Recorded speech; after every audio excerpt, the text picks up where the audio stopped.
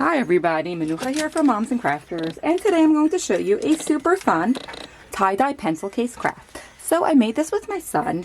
He had missed out on something because he was sick, and he had actually asked me to tie-dye something for back to school. The kids do have a uniform slash dress code, so we couldn't do shirts. So we decided to do pencil cases. I actually used two different pencil cases for this. This is my son's, this is mine. I'm going to show you how to make these. You can see it can fit quite a nice amount. That's just a few things. It can fit a whole stack of pencils in there. You can add your name here. We are using a blank white canvas pencil case. So we've already mixed some of them up. We are going to add matcha,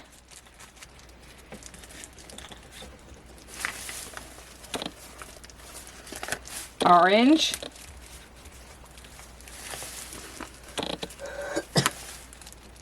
and indigo to our collection. So, to prepare your dye, now you want a nice rich color, so you don't want to be skimpy with the dye. You're going to open up the packet. You kind of want to wear gloves for this. I am having trouble working with the gloves, so I may take it off, but yes, you do want to wear gloves for this.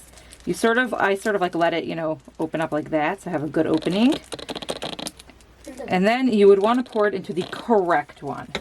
So let's pour the matcha into the one that I labeled matcha. You would see the color anyway once you have it mixed up, so it doesn't really matter. So you're going to prepare your dye in each of your things, and I'm going to do the rest off camera. All right, so now I'm going to fill each of these until the top with water and mix it very well. So I filled these, and you're going to want to shake it nice and tight with the lid on until you see the dye all absorbed. So you can see some dye there. So you want to shake it until it's all absorbed. Let's do the indigo.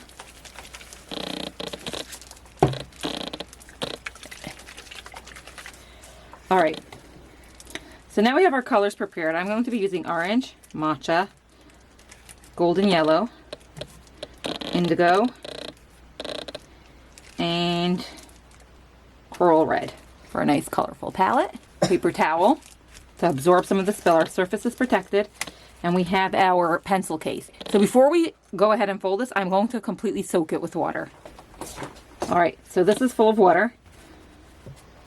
I'm going to accordion fold it.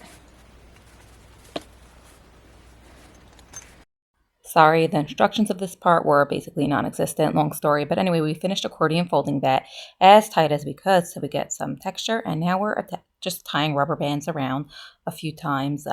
You can really go however you want with this, but I do recommend doing it tight so that you get that beautiful tie-dye effect. So go ahead and add as many rubber bands as you'd like to.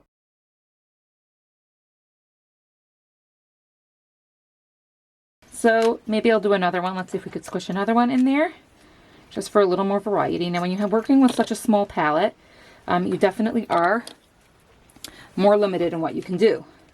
So you have to decide. Do you want to do it like this, and then maybe closer to the zipper, there won't be as much of a tie?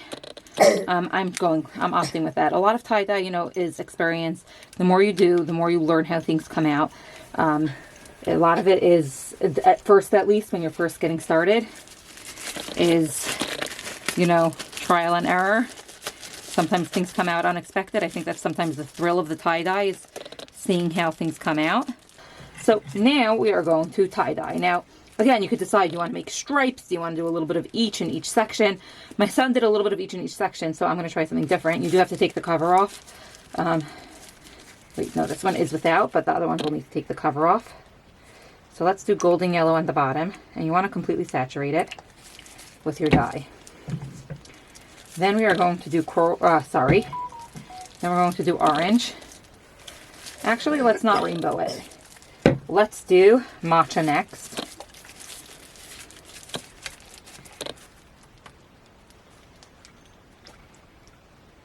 All right. It is properly mixed. I hope you get some nice color. I actually really like that color. It's a nice organic kind of look, but it's a lot lighter than I thought it was. I could have made it darker by simply putting less water in the thing, but then obviously it doesn't stretch as far. We're going to do indigo next. Indigo is the color you would use for shibori. You usually use real indigo dyes. I'm assuming these are not real dyes. I'm assuming these are simply inspired by colored. And we're going to go into, ooh, that's a nice color. And by the way, okay, I could have turned it as I went along for the others also. So let's go back and do that. You want to get it all around.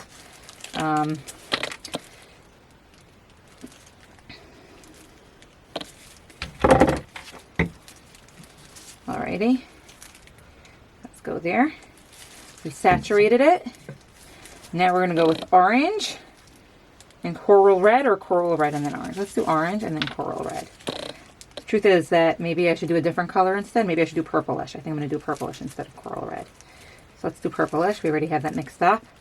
Just because I see we're going with like a different color vibe and I'm nervous those will be too similar. So we're going to do purplish that we mixed up for my sons. And let's get that all the way at the top. So we dyed that. Now we're going to take the whole thing and we're going to put it into a bag. Now you'll have wanted to prepare this before because I just got tie-dye all over everything in the vicinity.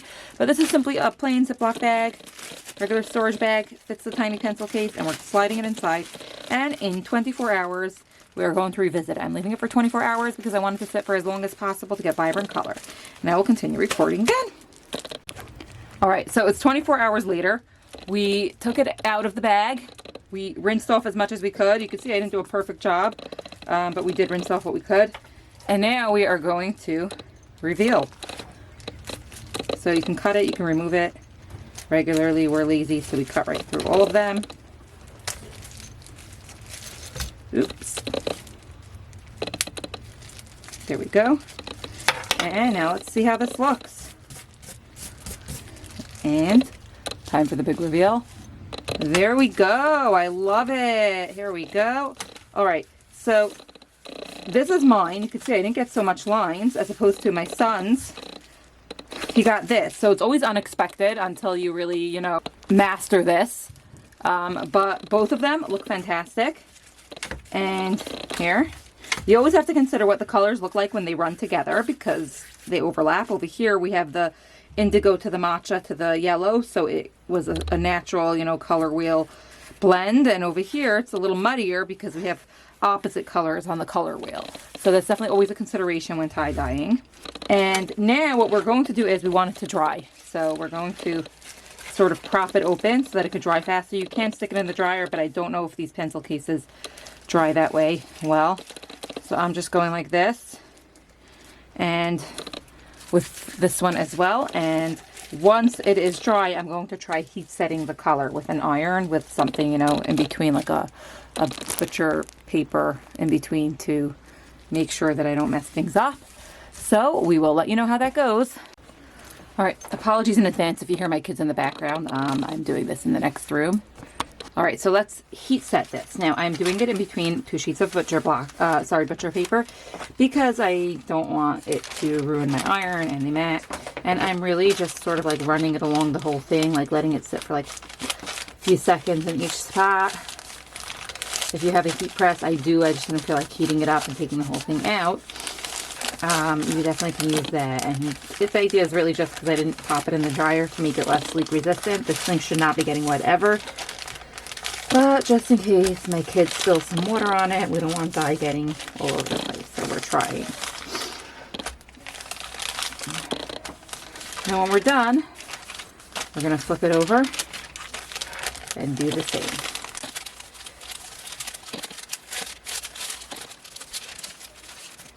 So here we go. We have 2 beautiful pencil cases, beautiful colors.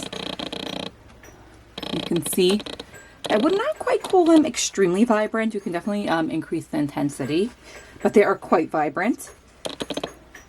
You can, of course, add a name. I would do white vinyl, white heat activated vinyl over here. This is such a fun back to school craft, or you can make it at any time. They make great teacher appreciation gifts. You can put the teacher's name over there, fill it with supplies, fill it with a gift card. If you enjoyed this video, hit the like button, comment if you have any questions. Make sure to subscribe so that you get to see more of my crafts. And let me know what you'd like to see next.